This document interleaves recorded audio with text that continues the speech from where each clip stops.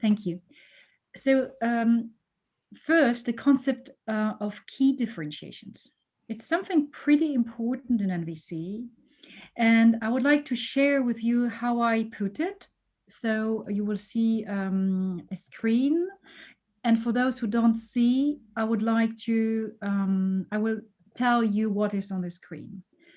So, uh, this is how this is how I see the picture of NVC. If you look at the bottom where you say, do you want to be happy or do you want to be right?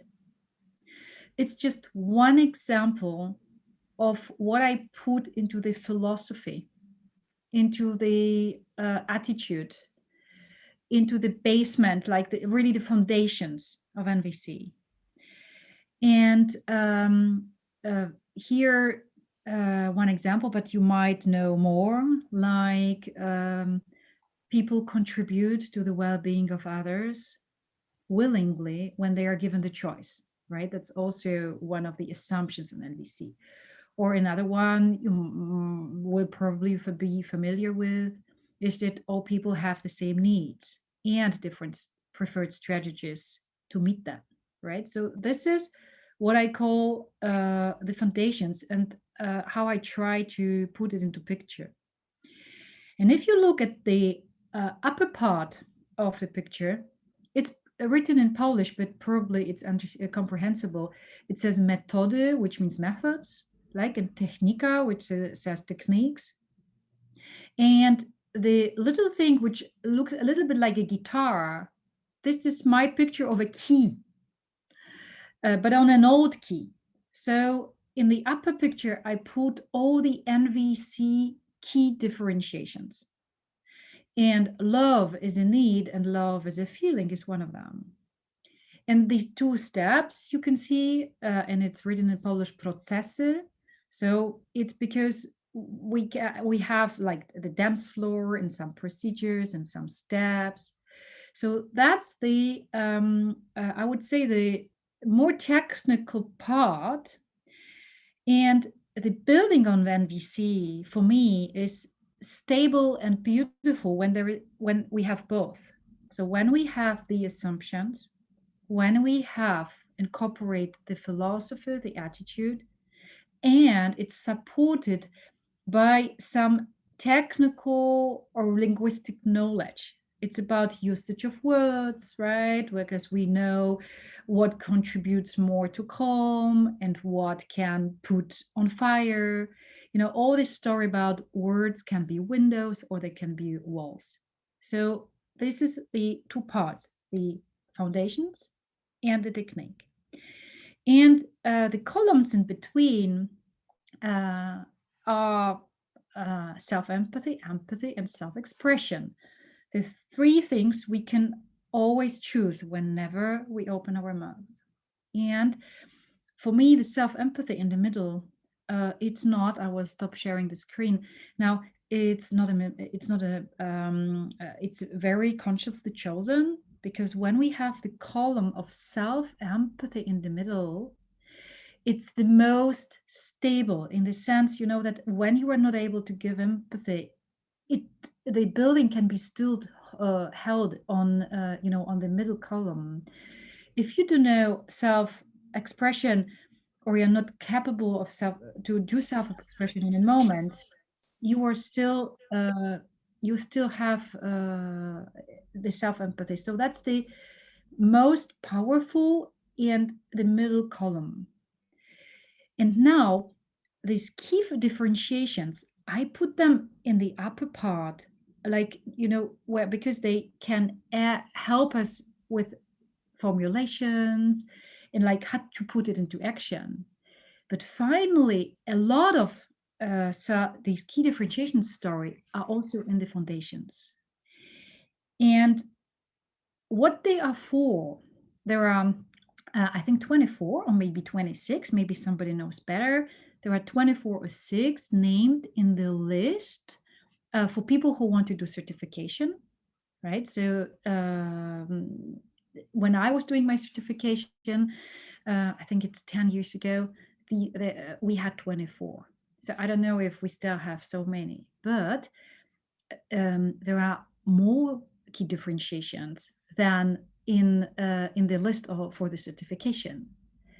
My teachers, I remember, told me, and it was so amazing when I realized that life is full of key differentiations. Key differentiations are not at all from NVC. They are much older than the Rosenberg. And one big key differentiation I realized once was when my teachers told me, and I understood something like I cannot does not exist, at least in NVC. So I cannot doesn't exist. Whenever you say I cannot, just ask yourself the question, what is it really? Is it I don't want, or is it I don't know how? So in this sense, I cannot doesn't exist, but I don't know how, or I don't want does. And this opened so much my mind for research, for key differentiations around the world, not only in VC, and what they are about. They are a moment of choice. So that's one of the tools in NVC, or moments, call it, I sometimes prefer to call it a moment, where you stand somewhere and you can choose. Do you look at it in this way, or do you want to look at it in this way? So I want to show you another, just another picture. Share screen. Yeah. Can you just nod your head if you can see it? I can see if you, yeah. So that's, we're walking, and now we can go this way or this way. And I put as an example one of the first key differentiations we learn. So is it we concentrate on the observation, that's one, or is it do we go in our mental theater? Mental theater, théâtre mental, is the word I choose for what Rosenberg called interpretations and judgments, right? So I say now we go in the mental theater, we go in a wheel, we start telling stories ourselves, we start to make films. But what is pretty tricky in these key differentiations, imagined especially when I show them as a road, and one is going to the right and another is going to the left, is that we label them good and bad. So it is if observation is good and mental theater is bad, right? And that's also, a choice. You can go there or you can go there. So it's so important to understand that it's not about that one is better or one is worse, one is good, one is bad, but I want to make a choice in which one I want to engage, or what is more precious, valuable, or life serving in the moment. So there are moments in life when it's better not to stand and observe too long.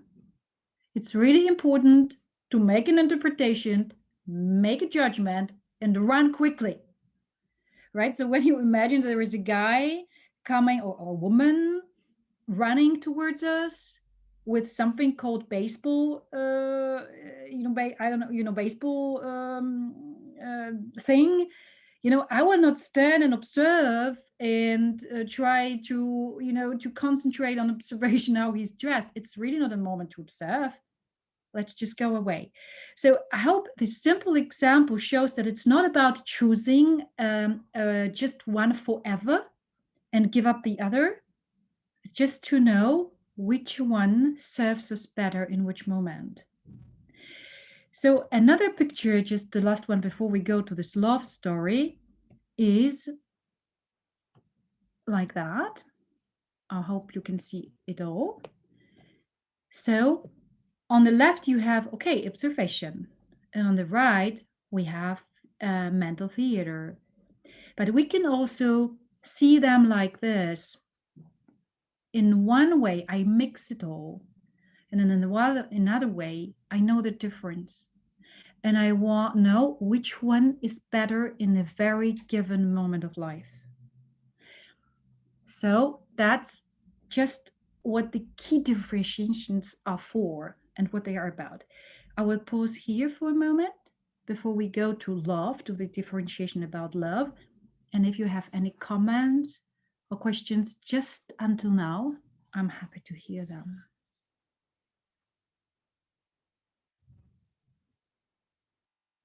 Or you make, in a gesture of, okay, it's clear, not clear. Yeah, Eric showed, yeah, that's, yeah, we can continue. Good, Cornelia, thank you. Okay, right? Yeah, and now we go to love. I'm very happy we are talking about it today. I have chosen the subject and the day deliberately because it is the International Women's Day today. At least, I don't know if we celebrate it everywhere, but in Poland a little bit. So it's called Dzień Kobiet, yeah, Women's Day. And I thought that love will be a good subject. So, um, from all the key differentiations I prepared for my certification 10 years ago, it was the last one I understood. Right? So, I mean, I maybe understood the content, but I really couldn't get. I was also 10 years younger. I just couldn't get what we needed for. What is the added value of this differentiation? So it took me quite a while to understand. And now Marshall puts it very simple. When we are in love is a feeling, we ask the question, how are you feeling? Right? He was very simple, a guy. And when we are in love as a need, we ask the question, what are you needing? So that's just Marshall said or wrote about this. And now let's go deeper. So if it's a feeling, let's go into definitions or what we know about feelings. So first things is that feelings come and go, come and go, come and go. If we don't feed them with a special kind of thoughts, they are very short. I think we have the word in Polish ephemeryczny or ephemerik in French. I don't know, ephemeric, something like this, if it exists in English. Yeah, somebody nods the head. I hope it's the answer to my question. Ephemeral in English. Yeah, so it just comes and goes, and that's the first thing. So when I am in love as a feeling, I cannot feel it 24 hours, 7 days a week, right? I can feel it now, and maybe in 10 minutes I feel something else. And maybe I will not feel this feeling the whole day because I'm filled with other kinds of feelings. And Marshall showed it mostly in funny dialogues, like he would have. Where do I have my animals? I have my animals somewhere, right? So he would show the giraffe and jackal, and the jackal would ask, "Do you love me?" Right? And the giraffe would ask, "When?" So the jackal would answer, "Well, how about right now?" Yeah. And then the giraffe would answer, "Well, now, no. But ask me in 10 minutes," right? Or ask me tomorrow. So this is more, yeah, this is what Marshall was teaching through stories and metaphors and not definitions. And this is how we can get that if we treat it as a feeling, it's short, or we need some special feeding through actions or thoughts so that it is active longer. And what does it give us when we consider love as a feeling? First, I would say it's one of the helps to have a little bit less of guilt in life.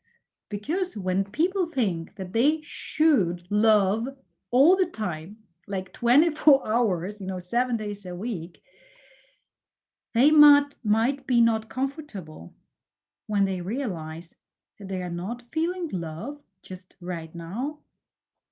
And now when you think about I call it your favorite mammals, right? Your favorite human mammals, right? Nasze ulubione ludzkie ssaki. Nos mammifères préférés, nos mammifères humains préférés. So our favorite human mammals among all the 8 billion people. When you think about your favorite human animal in front of you, so ask yourself, like, and answer with radical honesty, are you feeling love, 24 hours, 7 days a week uh, towards this person? I don't. And I really do love them.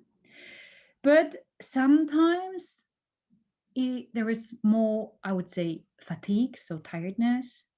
Sometimes there is more frustration. Sometimes there is more sadness. And it's not the feeling of love, which is in the first line when I look at this person. So when I understand that love is a feeling and that it's so normal that it comes and goes, and I can feed it back, I can call it, it's covered by another feeling at the moment. It's something so liberating. So that's the first thing. And then we go on the other side. When it's a need, I know that in this relationship, my need for love is fulfilled, even if everything I am feeling in the sense of feeling now is tiredness and frustration. But I just look at this person, right? And I could sometimes, well, I could do many things, at least in my head. I would not call it love as a feeling.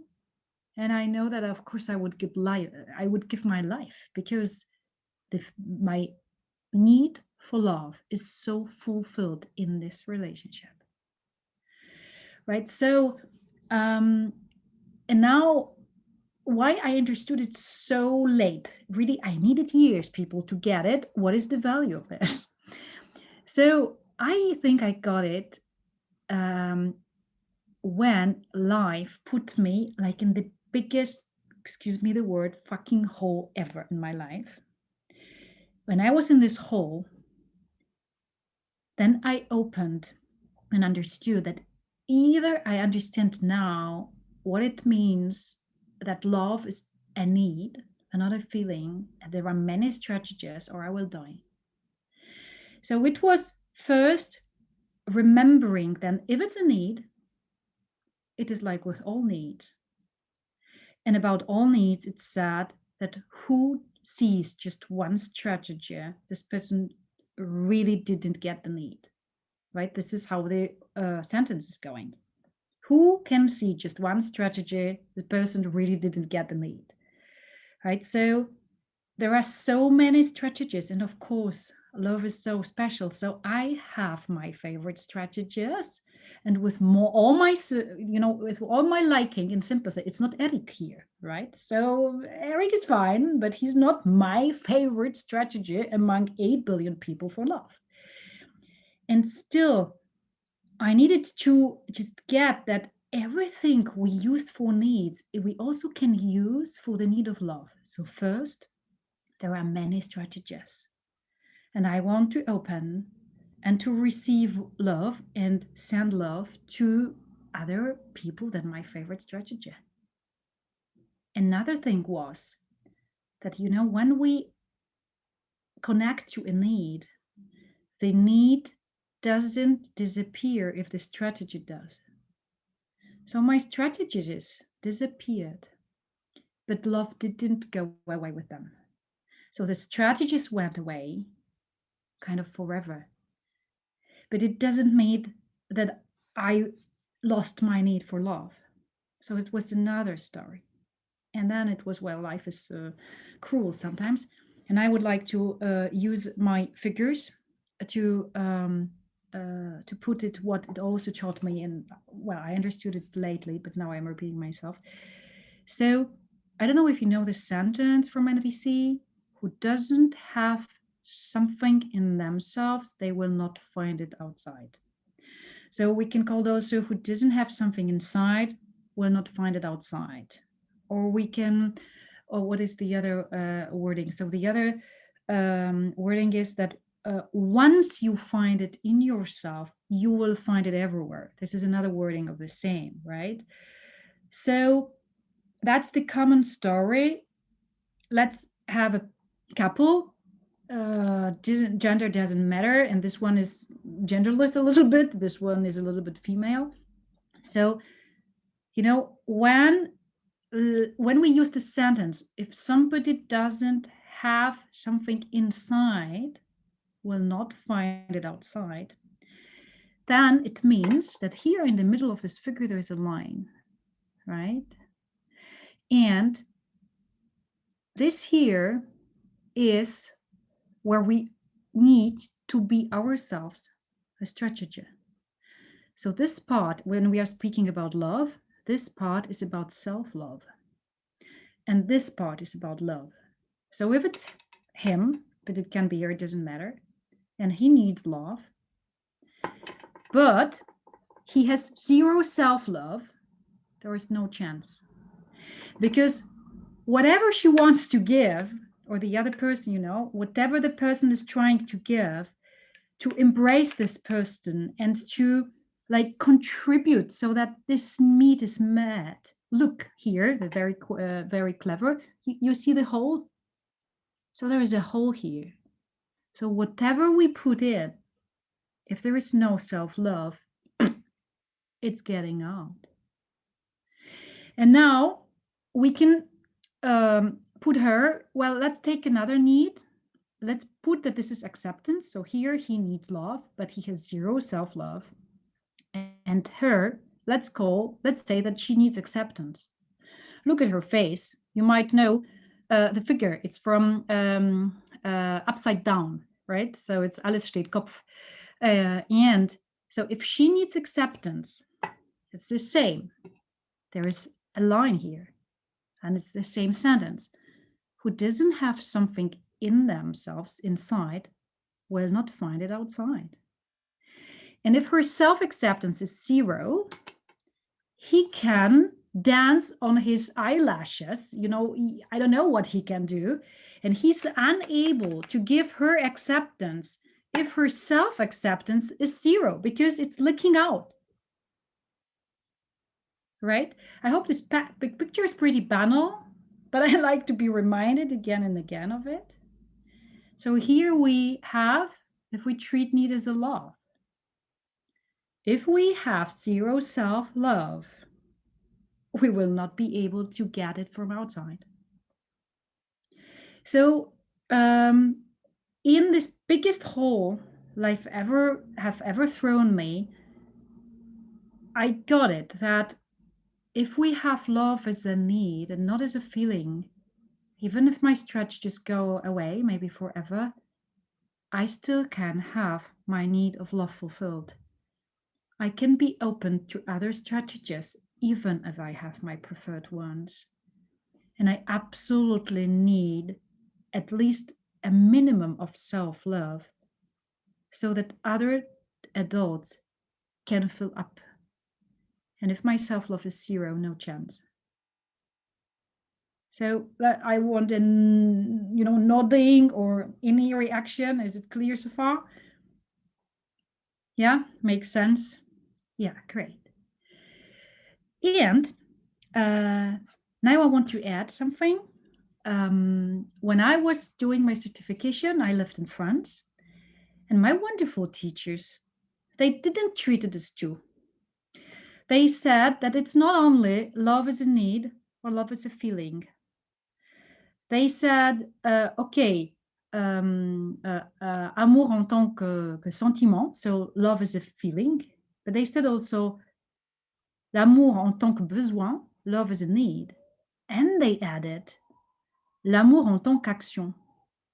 So love is a strategy as action. And even if Rosenberg put it in true, love is a need and love is a feeling, I like this differentiation as three.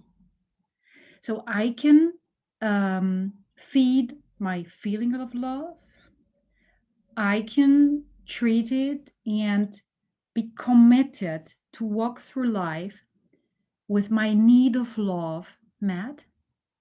And I can also think what kind of actions, what kind of doing will keep both the feeling and the need as long as I can alive. So that's love as an action, right? And before I share with you what are the things which support putting love into action, I want to give you a picture which is kind of cruel and scary sometimes, but I like it so much. So I wrote a book. I can tell you it doesn't exist in Polish. I don't know if it exists in English, but it exists in French and in German. That's for sure. So I read a book which is called L'île des Gauchers. Es ist die Insel der Linkshänder. I don't know, from which countries you call in. But anyway, it's like the island of the left handed. That's the title, right? The island of the left handed. And here, how I integrated the story from this book. So, couples can go to an island. They need to apply, etc. They go to an island. And once they arrive in this island, every couple gets an animal. And this, I will write it to you here. And the name of this animal is Zubial. So that's the name of the animal. It's not a real one, it's a metaphoric one. But just imagine that wherever a couple goes, they have their Zubial with them. And this animal shows by how it appears how much the need of love is fulfilled between them. And it's public, so everybody can see this animal. When people go to a restaurant, people see it. When people go to a church, people see it. When they go for a walk, they see it. And the Zubial, can be radiant and well fed, with a wonderful fur to stroke. Or it can be with just one hand and half dead. But everybody outside can see how much love there is between the people. And I remember, when I was reading this, when I say, oh, Jesus, just imagine a Polish church and every couple with a Zubial there, or just imagine English Parliament and everybody with a Zubial there, and now put whatever you want, right? So maybe a Parisian subway, and everybody with a Zubial there. And some of us might not want to go outside, when we have our Zubial with us. And I just like this picture saying that I want not only to have a Zubial in my couple with my favorite human mammals, but also, and we all have, in parentheses, I think that kids are kind of a Zubial, right? So because I see that at least somebody is nodding. So they somehow, sometimes not directly, but they somehow show how is the love going between people they are with, right? So I sometimes like looking at my kids as my Zubials.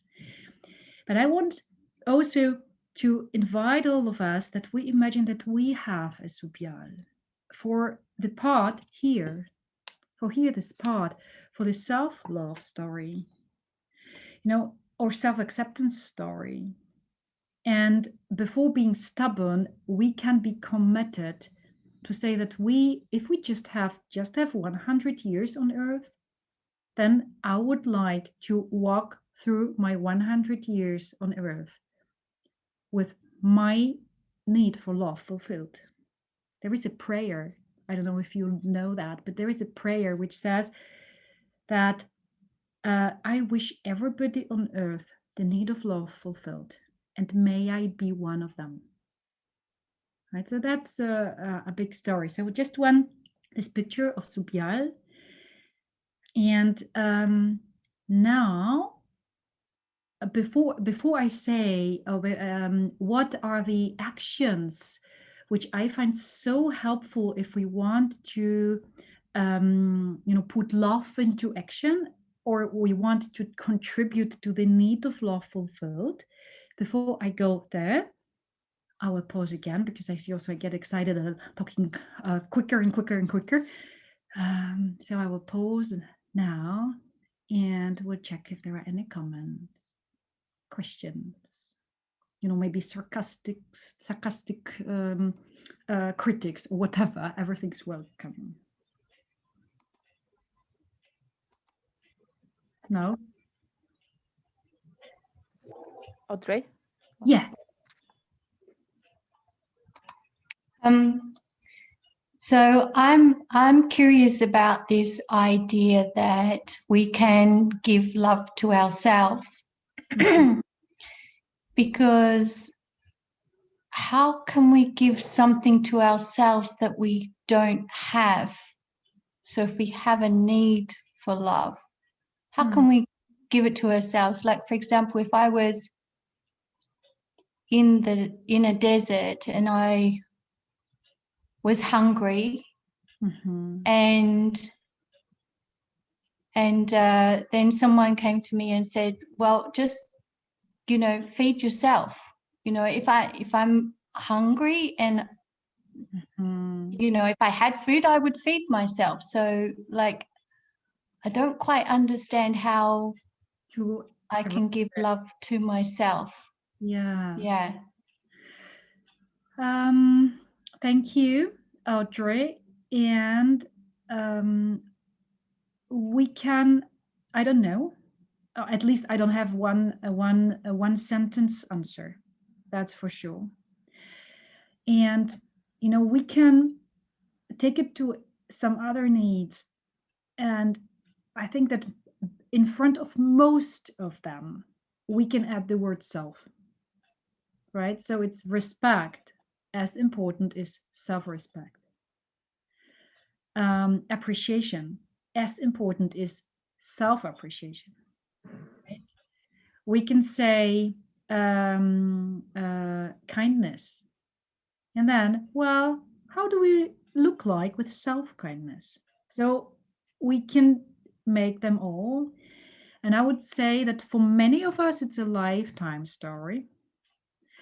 I will say in the following how I developed in this area, but was a very long process, that's for sure. Another need I can say here is trust. Here's the same story, the same sentence for every need. Who doesn't have something inside will not find it outside. But that's the same story, like you say, Audrey. If I didn't get trust, right? How can I learn to self-trust? But in the same way, as long as I have almost no self-trust or life trust, how can I, what can feed, right? So, and it's not, I would say that's also an education. I don't know where you are calling from, but I wonder in which culture, it's such a clear question that kids get, you need to care for others or care for others, but please care also for yourself, right? Like this line, I call it the balance line, so here's the need, and let's put it on the need for care. So this is care. Here's this care for others, and here is care for us, self-care. And now let's ask ourselves honestly, how do we look like? Others, self, right? So most people look like this. That's not in balance, right? Most people look like this. And it's only the question if it's this, or it's this. So that's the care for others. And here, completely down ourselves. And here with love is the same.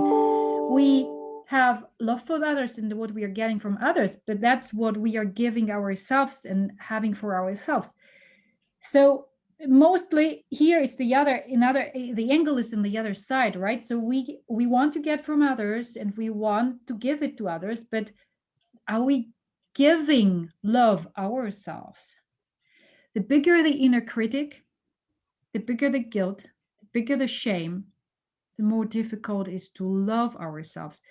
So that's a very long answer for a very short I don't know, but I'm sure that it's a process. And I didn't start with self-love. It seemed to me pretty weird. I started with self-trust, with self-acceptance, and self-kindness. This is how I started. And then slowly there was a little bit of self-love, but it also sounded like a little bit unhealthy. Self-love, or dangerous, or self-kindness maybe, but self-love. So I need it. And sometimes I'm not sure, Audra, is it kindness or is it love? Do I, especially when I fuck up, do I love myself then? Difficult, but at least sometimes I can have a little bit of self-gentleness and self-kindness and self-acceptance. But is it self-love? One of my colleagues, when I was preparing to this, and I asked her, Marta, what is love for you? And she said, oh, Aga, it is as if you asked me about the secret of universe.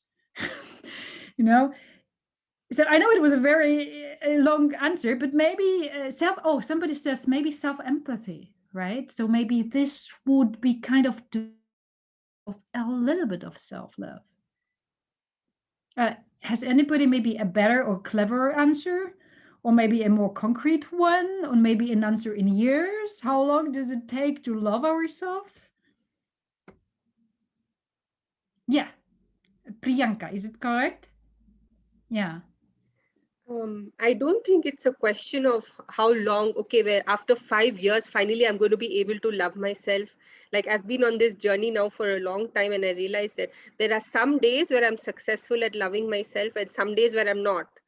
And I just accept that, okay, today I hate myself, great. Today I love myself, great.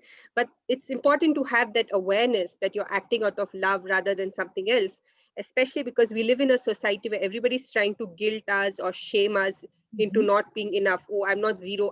I don't have a zero figure, so I shouldn't love myself. Or I'm not, I speak in a loud voice in a country where women are supposed to be submissive. I shouldn't love myself. Like that, 1 million reasons why you shouldn't love yourself. But if you're just aware that self-love leads to more love in your life, and you're just aware, that awareness, that's the practice. I feel like that's what I found to be true in my experience.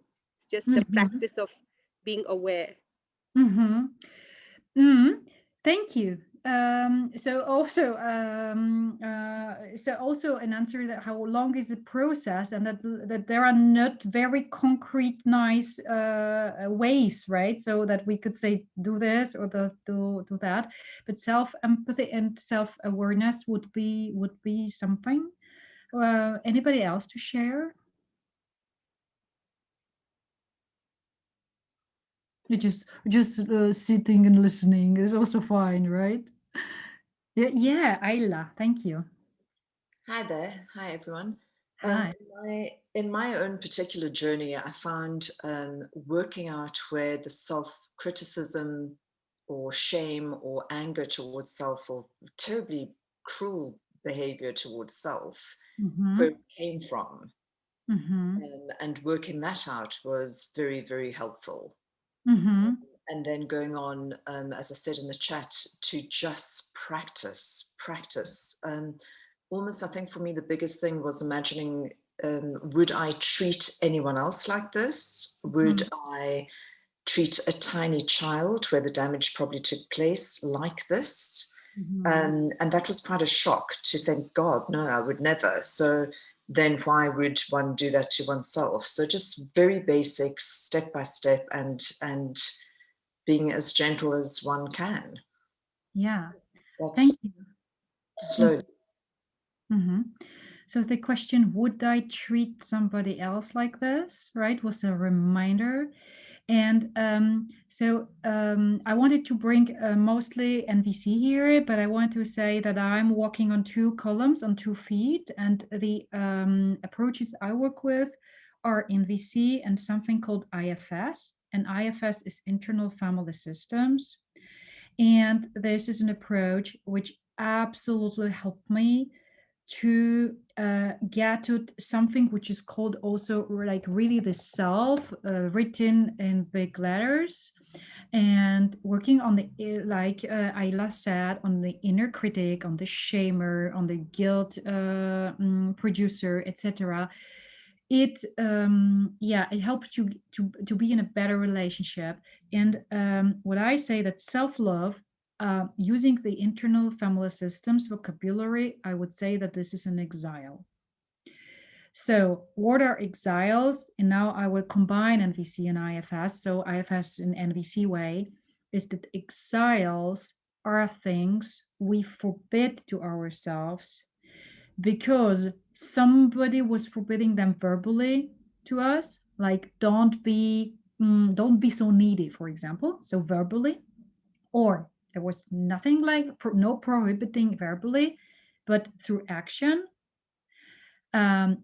Example, one of the biggest exiles in terms of needs in our society in Poland, especially among women, is rest. People exiled rest and self-care. This is exiled. That's forbidden, you know. And also people exile non-movement, non-action. We need to be in action, doing. So this is exiled. And another reason for exiling something, putting into exile, is when we were young, we were missing something. We were longing for something so strongly and we couldn't get it. So it was less painful to exile it than to continue longing for it. And I would say many things like self-true are exiled. So self-trust, exiled. Self-security, exiled. Self-love, exiled. Self-gentleness, I just ask people yourself, right? How many years we need to take it into consideration and regularly to live it. So long answers to this question, right? And thank you for that. So check if there is one more comment or question. Somebody would like to add something.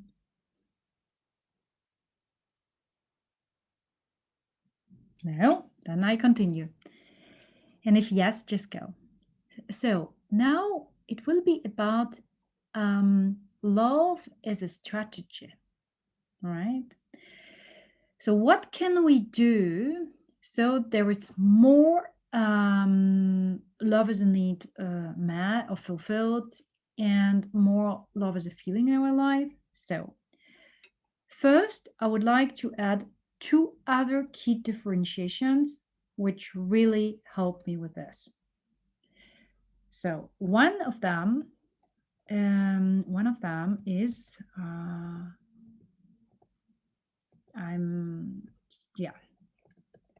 duty, obligation, or task.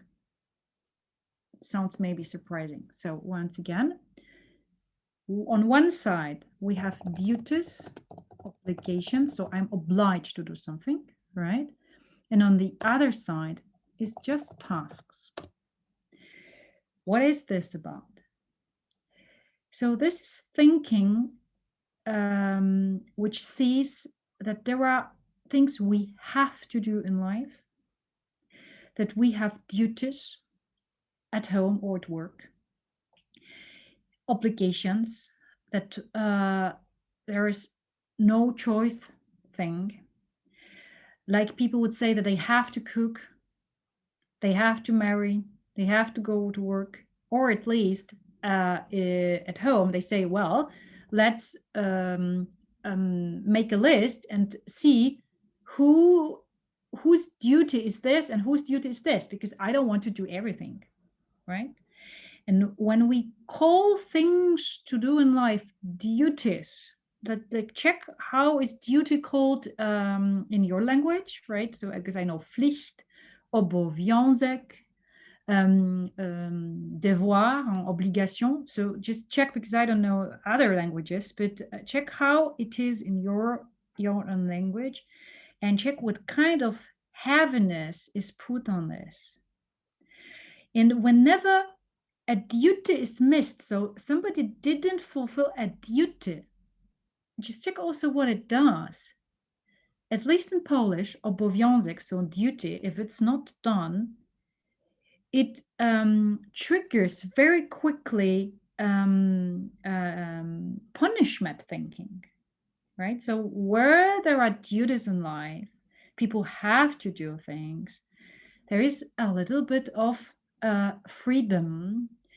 And I prefer thinking, especially at home, that this is a place, my home is a place where I don't want to have any duties. And the more I love somebody, the more I don't want this person to have any duty towards me. And still, my home is not called Hotel Mama, neither hotel wife or something like this, right? And there are things to do. And we need to, take care somehow, because if you don't do this, well, we will have kakalakken, I don't know even how it's called, karaluche, but we will have small beetles soon in home if nobody doesn't anything, right? So, or in a situation we will just have no toilet paper. And if we really don't have toilet paper in the toilets, it's maybe fun in a film, but it's not funny in life, right? So there are things which need to be done, because otherwise things will maybe break down or will be dirty or finished. I sometimes love that in English, we don't have it in Polish, but in English, people are called human beings. But this is bullshit. Most people are not human beings at all. They are human doings, right? They do things all the time. So there are also like, task things to be done and to be held. So I want something like holding together, contributing, and knowing that we want to have a common space, common areas we all care for, we all hold. But I want it not to be a duty.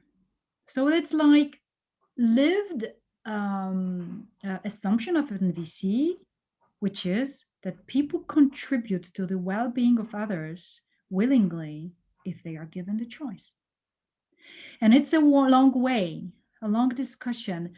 So when then a child asks, Mama, but do I really have to do this? And I say, no, you don't have to do this. That's for sure, you don't have to do this. And I would like you to want it. And let's check, why it's fun to want it and why it might be fun not to want it. And it's a long process, but I can see that the last duties, obligations I have, and the more just tasks and things to do, the more there is freedom and something around love. So that's one. And now one key differentiation. And now another one, which is much bigger, but they are so linked. Marshall used to quote manifest or prayer from the Gestalt therapy. And it said, I'm not on this world to live up for your expectations. So I created another differentiation, which makes more and more sense to me. So either we walk through life or we think that we are on earth to live up to expectations, or we walk through life, we are on earth because we want to contribute that goals are reached and dreams are fulfilled. And the more I love, the more I say to the person, you are not on this world to live up to my expectations. But it's the same for me. I'm not on this world to live up with yours. I'm not to fulfill your expectations. And remember that, when people expect, they have expectations. It's so wonderful in German because it's Erwartung. And in Polish, it's oczekiwanie. In French, it's les attentes, right? So in all these words, we have the word waiting. When you expect something, wenn wir eine Erwartung haben, then we wait that something happens, and if it doesn't, well, we are angry. Oh, we are deceived. So that's another story. The more I love, the more I want to see that the other human being really wants to contribute, that I reach my goals. Maybe we reach our goals, and that I fulfill my dreams, or maybe that we fulfill our dreams. And I want the same. And then could be a very clever question, how to arrive there? Well, I needed 15 years of work. And 15 years of work, first, to be courageous enough to say that I have a lot of expectations, right? And some of them are conscious, some of them are unconscious. And that these expectations sometimes are bigger towards me than to others. But when I have expectations towards me, then self-love is difficult, right? Because then we have to deliver, right? We have to perform. And when others don't fulfill the expectations, we are angry instead of loving. A very long way. And I find it the most important in the romantic relationship, right? My favorite mammal, human mammal, is not to fill up my expectations, right? But then, yeah, maybe not then, it will be over here. And I want to pause here and check if here there are maybe comments, maybe surprises, maybe ahas, maybe doubts, maybe sarcasm. Whatever you have, it's welcome.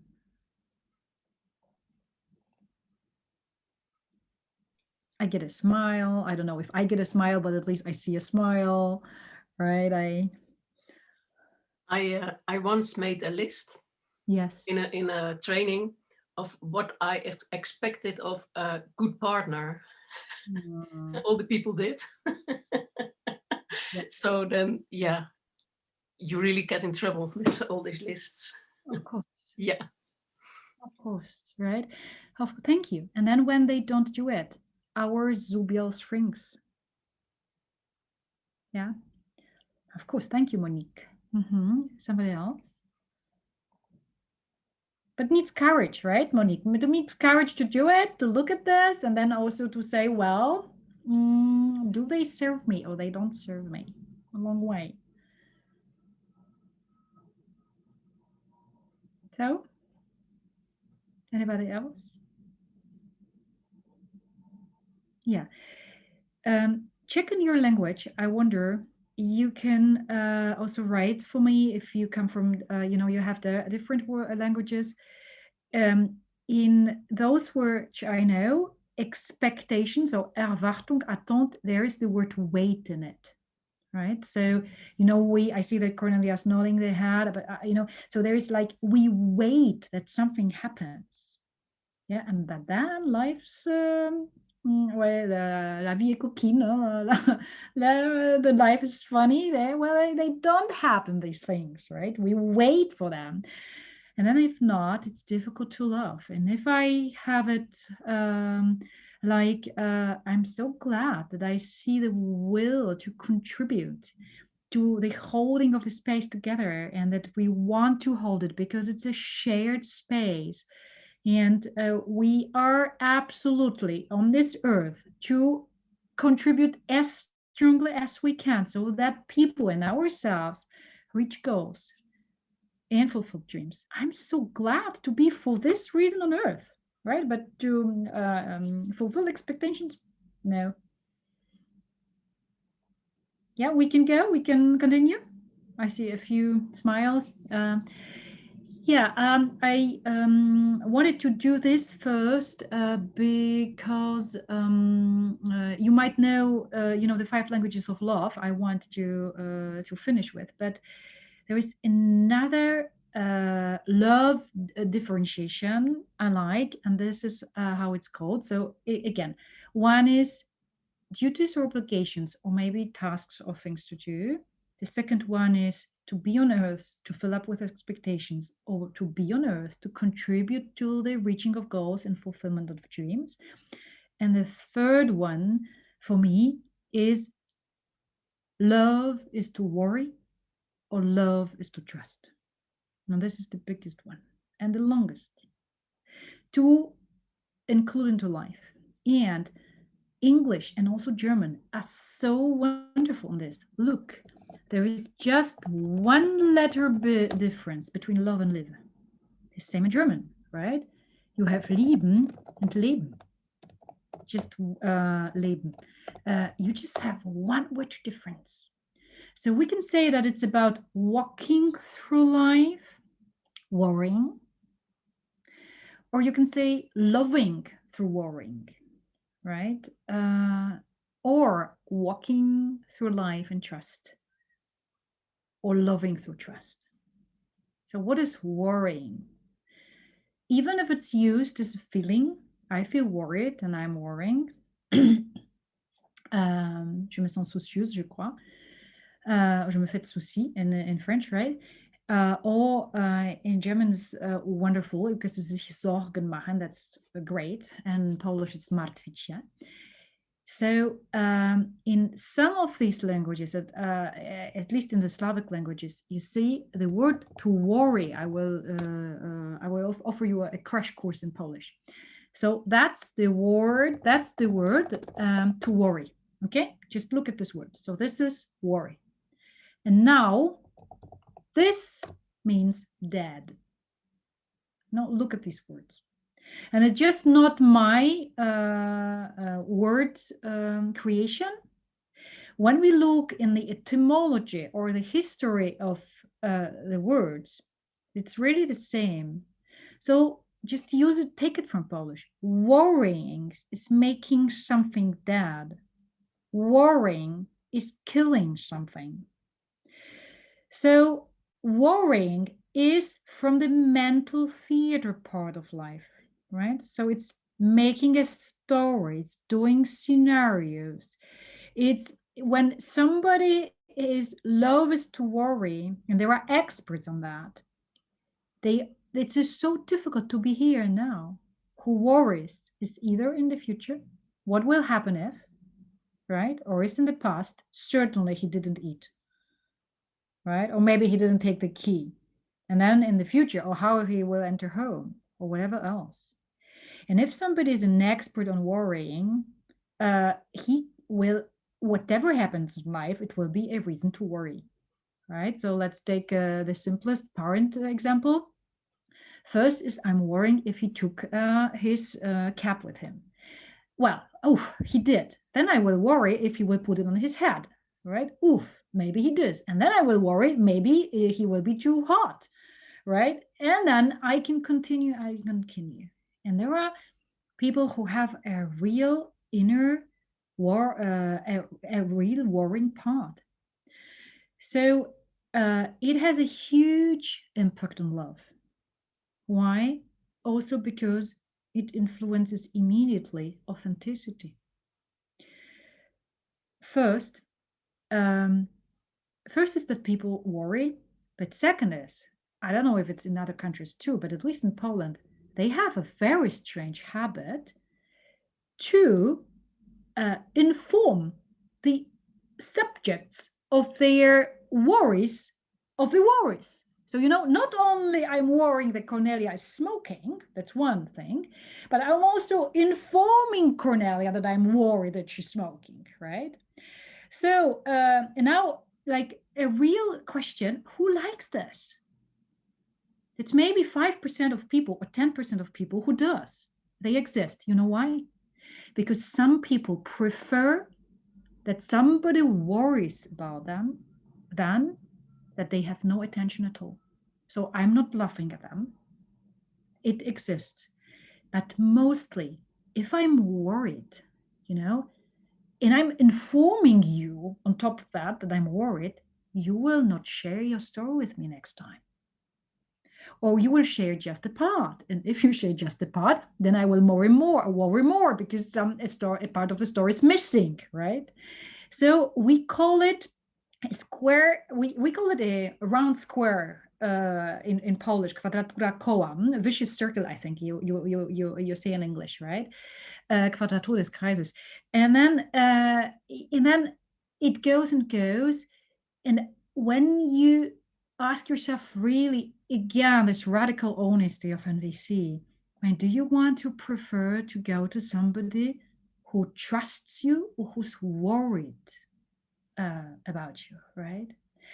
And then what is so important, another key differentiation, people, it's not trusting that everything will be fine. It's not this, because it will not be. Again, life's a bitch. I think la vie est coquine sounds a little better. It will not always be fine. So it's not about trusting that everything will be fine. I want to build in myself trust that whatever happens, we will get out of it in dignity. It's not even that we will get out of it well. It's about getting out of it in dignity, or I like it more and more. Whatever happens, I prefer to trust. I want to trust that we will find a way out of it that allows us to stay in connection. So in preference, I would like to stay in connection with you, but maybe you don't want, or maybe I don't want. Then I want to trust that I will find a way out of it in a way that will allow me the connection to myself. So again, I'm not sarcastic. Another good question is, how do we do it? It's a life story. Because for so many of us, self-trust and life's trust is exiled. Right? We don't have that. And then we can say, well, how can we get from outside something we don't have in ourselves? It is possible, but it's so difficult.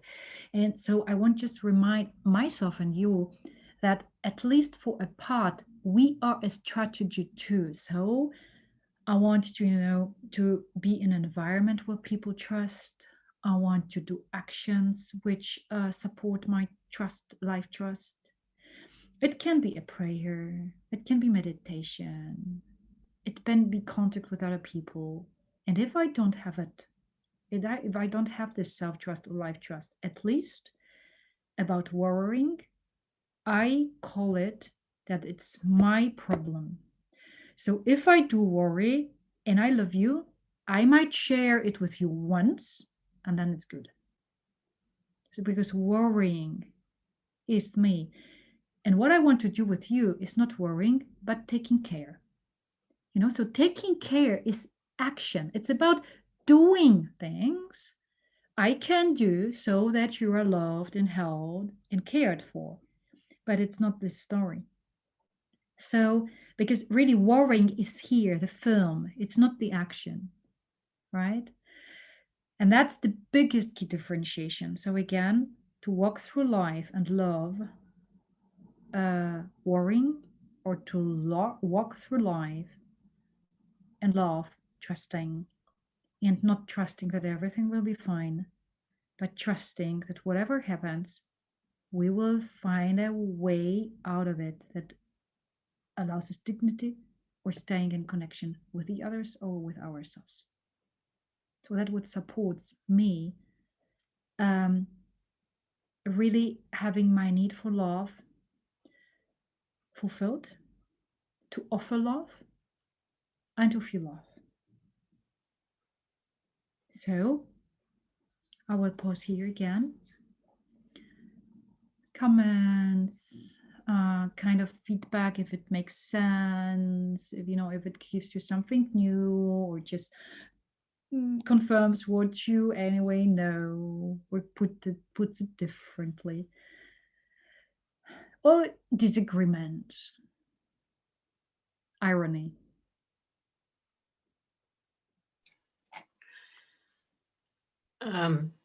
Once my father worried a lot of me, and then he gave me advice. Mm-hmm. So I didn't ask for advice, but he gave me advice. And then I have children myself now. They've grown up, and I see that I give them, I worry and give them advice, and I have my conscience now on it. So I understand my father better, and also think, okay, I didn't want this advice and these worries, so I have to stop myself. And sometimes I give I tell something, but now I ask, I have an advice for you. Do you want to have it? Once you have it, yeah, you can also you can also say, Monique, I have a worry about you. Do you have it? Yeah. Yeah, and I wanna, and I'm laughing, and thank you, because you said something very important. It's inherited, people, right? Monique said that she had it from her father. And the more war history in a country, the more awful history, the more worries inherited, like really in ourselves, or we say it, collective memory. So my personal grandmother, she died with 92. She left home in 43 and didn't come back. She left home when she was a teenager, and she didn't come back because I don't know what it's called, but when lorries were, going through streets and were just taking people out of the streets and driving them somewhere, in the war, you know what I mean. At least I don't know. Russia. Yes, yes. So this is what, she didn't come home because she was taken away. And then 2 days later, my grandfather, so her father, also left home, and it happened the same to him. He was just taken away with the lorry. Both of them came back after the war.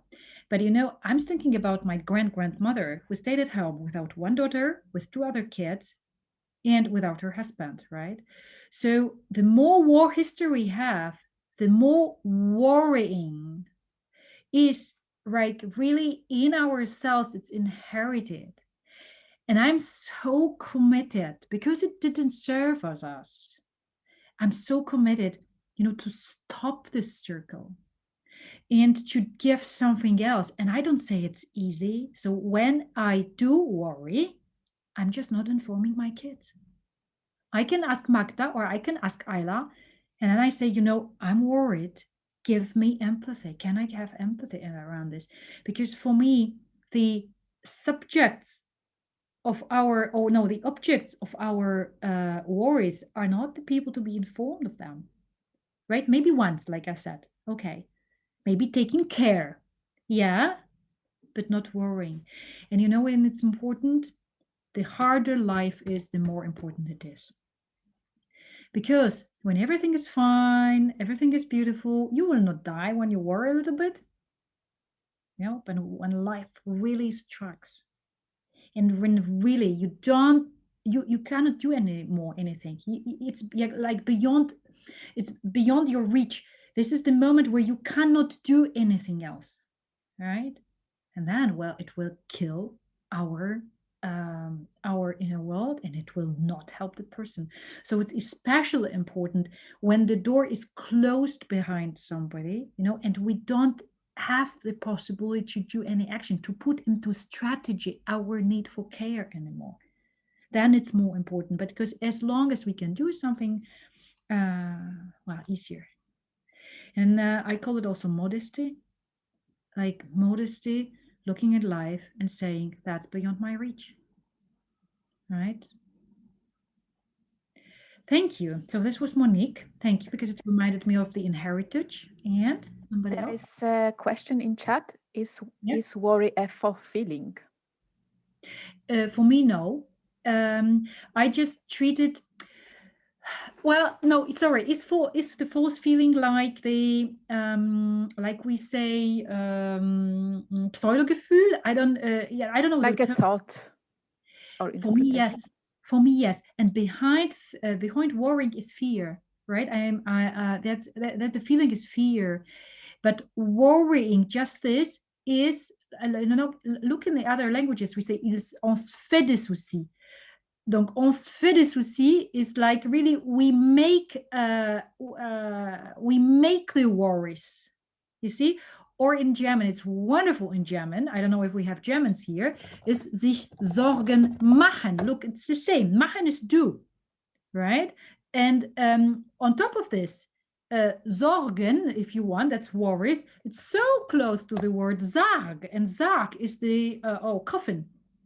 You know, so it's like the same, like so sich Sorgen machen is sich versagen. So it's like really like in Polish, worrying is deading something, is killing something.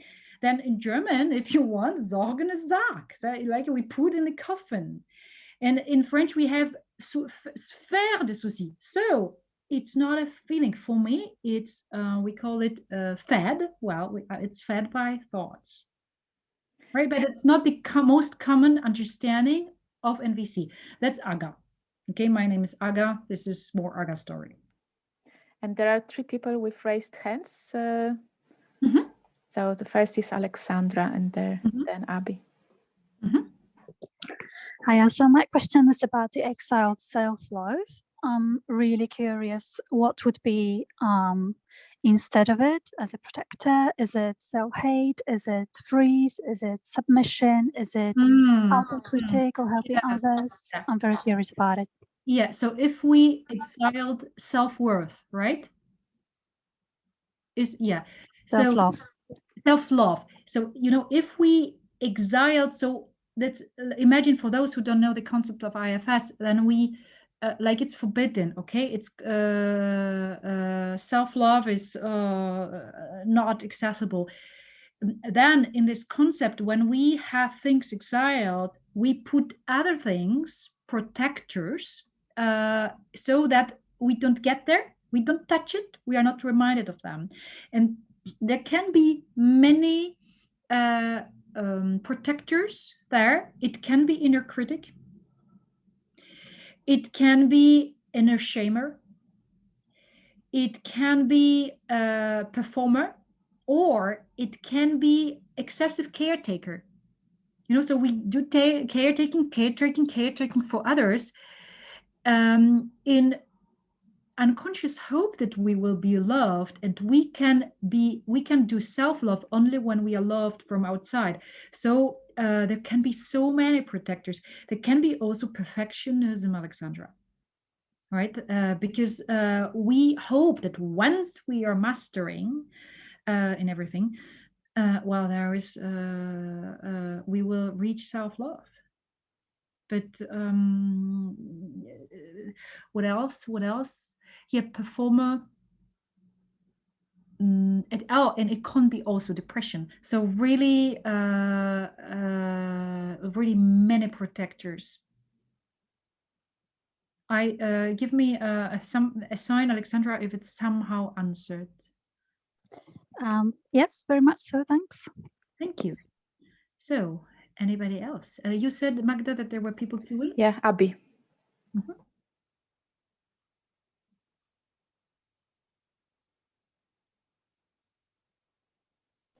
Okay, I don't see Abby that she's unmuting, so then it's Anna. I want to say that I was really moved by the Audrey's question about how to take self-love or self-everything if you don't have it, from where. And I was thinking about this, listening you and thinking, because if we don't have an answer, if I don't have an answer, then it's a little bit hopeless. But I was thinking about the environment I was grown up in, and it was really worrying environment and making me worrying. So I was thinking how it happens that now I'm more aware and I'm worrying less. So I was thinking how it's to get something that you don't have. I cannot say that I really didn't have it. It wasn't 0-1, but well, I can answer that I learned it. So there is a hope that I look for other people, the people that I met that were very empathic and very kind for me, and they were showing me luck. Yes. And that was the way that I thought myself something that I didn't get. Yes. That was the way, because I was thinking about love firstly, and I don't have answer. But when I thought about worrying and trust, then I know that I learned it. Yeah. And this is the hope that we can do it very, very slowly. This is a really hard process for me, but I know that I can get this old self I can get from the world, even if I don't have it, and stop this whole lacking hope. Yes. Thank you. So I like it. So you grew up in worrying and you unlearned you at least a little bit, right? So you have more trustless worrying. So this gives hope that if it's possible with worrying, maybe it's possible with love, or maybe it's possible with trust or anything else. And yes, what you said, I would also say that I had many inspirations on my way, right? So these were other people who were so inspirational in their way of life, and I said, well, I want to try this or try this, just to, it's not about this, it's just to change the angle a little bit. Okay, thank you, Anya. Do we have anybody else queuing, Magda? No. So I would like to close with something maybe some of you know. That's why I decided to do it the last, thinking that maybe the things I presented are a little bit less known. And it's, Marsha really mentioned it in many of his trainings, and it's the 5 languages of love. Thank you. So that's the 5 languages of love. And now maybe I see, in what language do you have it? It looks like something like Dutch or something similar, something like Danish, right? Dutch, yes. Yes. Hello, Monique. Yeah. So Marshall used it, saying that if we want to have our need for love met the longest possible, it's very helpful if we know our language, or if you prefer, our channel of love, right? And shortly, as it's pretty known, there are 5 of them, and I will name them how I remember them, and there is no order of importance. So one of the love languages is touch. There are people who feel loved when they are touched. And it's also important that if this is their channel, the biggest harm for them is when we don't touch them. So when they are, when touch is taken away from them, that's the biggest punishment. That's also important to see it in this way. Another language is service. So it's doing things for people. And they feel, I know it's not a feeling, but they feel rejected or not cared for when things are not done for them. And even if it's so crazy for me, there are people who feel loved when the apartment is cleaned, right? They say it's love. And there are people who feel loved when the toilet's closed. I mean, I never feel loved when the toilet's closed. That I would not have the idea in my life to feel loved just because somebody closed the toilet, right? But, well, people are different, right? So this is the service, doing things for.